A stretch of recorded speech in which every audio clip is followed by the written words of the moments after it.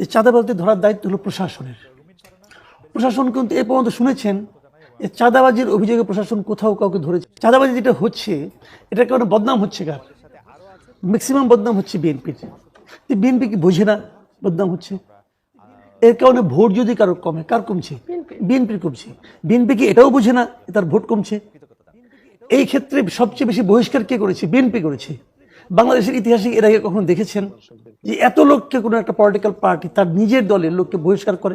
বললেন 3000-এর বেশি। আমার একটা হিসাব আছে, আপনার প্রথম 6 দিনে বহিষ্কার করা হয়েছে 627 জনকে, 5 তারিখ থেকে 11 তারিখ পর্যন্ত। এত যে বহিষ্কার কেন? বিএনপির উপরে ওয়াকিবহাল, তারা চাচ্ছে, পাচ্ছে না। বিএনপি প্রথম একমাত্র রাজনৈতিক দল যারা নাকি চাঁদাবাজির কারণে তার দলের লোককে পুলিশে ধরাই দিছে তো, তারপরে পুলিশ ধরে না কেন?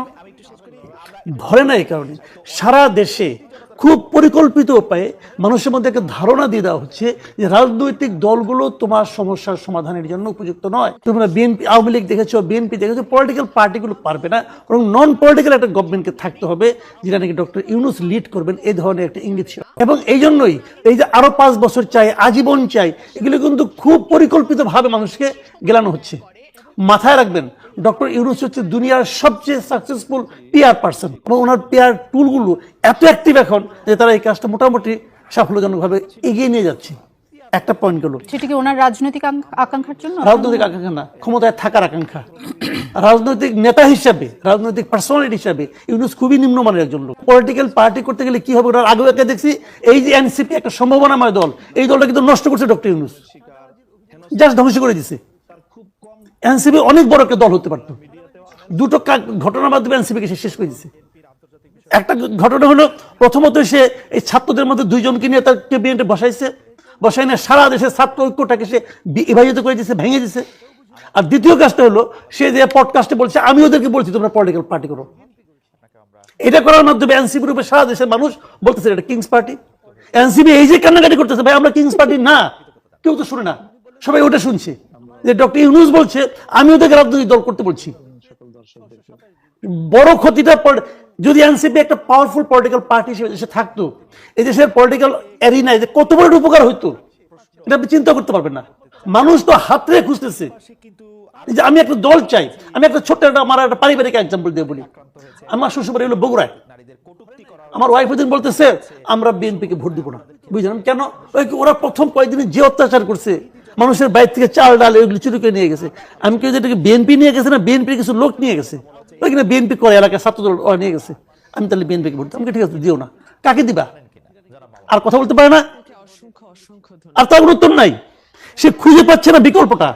সেই বিকল্পটা এনসিপি হতে পারত। আমি বলি আপনাকে শুনেন, সেই বিকল্পটা এনসিপি হতে পারত, কিন্তু সেটা এনসিপি নাম নিচ্ছে না।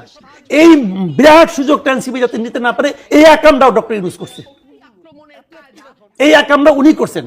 আমি এই প্রসঙ্গে লম্বা আলাপ হলে পরে আপনি বিএনপির কোনো দোষ দেখছেন না। তাহলে আপনার যে একসময় একটা ন্যারেটিভ ছিল যে বিএনপি একটা কোমর ভাঙা দল, তাহলে সেই ন্যারেটিভ না না আমি বিএনপিকে দোষ দিচ্ছি না, এটা আপনি কি বললো? আপনি বলছেন যে বিএনপি যেভাবে ব্যবস্থা নিয়েছে এরকম করে কোনো রাজনৈতিক দল ব্যবস্থা নেই। ইয়া সত্য, কিন্তু এছাড়া কি বিএনপি আর কিছু করার ছিল না? ওই প্রস্তাব করেন নাই, আমি ওটা বলি বিএনপির অনেক কিছু করার ছিল, বিএনপি তো এই কামটা করে না। কিভাবে ক্রস করতে সেটাও বলি। তাহলে ওই দ্বিতীয় বস্ত্রের বোধহয় যাওয়ার সময় হবে কিনা আমি জানি না, আর সময় হবে না, হবে না। তবে এটাই দ্বিতীয় বস্ত্র বাদ থাক, এটাই বলি বিএনপি কি করতে পারতো। বিএনপির প্রধান ব্লান্ডারটা হলো বিএনপির মহান নেতা তারেক রহমানের বিদেশে বসে থাকা। যে দলের নেতা নাই সামনে, সেই দল অগ্রসর হতে পারবে না। এটা রিয়েলিটি, এটা একদম। এই দেশের বিএনপির নেতা কর্মীরা উন্মুখ হয়ে বসে আছে, কবে তার নেতা আসবে। 9 মাস হয়ে গেছে উনি দেশে আসেন না, কেন আসেন না? একটা ব্যাখ্যা আমাকে দেন। বসে আছে ব্যারিস্টার, বলুক একটা ব্যাখ্যা, কেন শুনতে আসবেন না? উনি যদি এই দেশটাকে, এই দেশের মানুষ, এই দেশে ওনার ব্যাপক জনপ্রিয়তা আছে, তারপরে যদি এই দেশটাকে নিরাপদ মনে না করবেন, আর কবে মনে করবেন? উনি যদি বলতেন প্রত্যেকটা এলাকায় যারা চাঁদাবাজি শিকার হয়েছে, তোমরা তোমাদের আছে যে পরিমাণ তথ্য প্রমাণ আছে, আজকাল কিন্তু তথ্য প্রমাণ খুব ইজি। আপনি আমার কি করলেন, 2 দিন পরে কিন্তু আমার রেকর্ডে এসে যাচ্ছে, আমি এটা অন করে রাখলে হয় খালি। তো সেই জিনিসগুলো আমাকে তোমরা পাঠাও মেইলে, এবং সেই মেইলগুলো নিয়ে শেষ পরে আমি সবাইকে বলি তোমার মেইলে পাঠাও।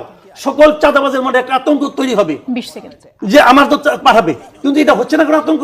তারা জানে আজকে এই বিএনপির মধ্যে 10-12 গ্রুপ আছে, তারা জানে এই ভাই আমাকে বাঁচাবে, অমুক ভাই আমাকে রক্ষা করবে, তারা সব জানে। এই জানে নিয়ে তারা আকাম সমান করতেছে, ওনারা কিছু শেয়ার দিচ্ছে, বিএনপি কেন্দ্রীয় নেতারা শেয়ার পায় না? পায় তো রে ভাই। এই দেশটা তো পড়ে গেছে কিছু ধান্দাবাজ লোকের হাতে, সেটাই ইস্যু, আর কোনো ইস্যু নাই। এখন আমি করিনি, আমার বাবা করেছে, বাবার হয়ে আমি ক্ষমা চাই, এটা পৃথিবীর কোথাও গ্রহণযোগ্য।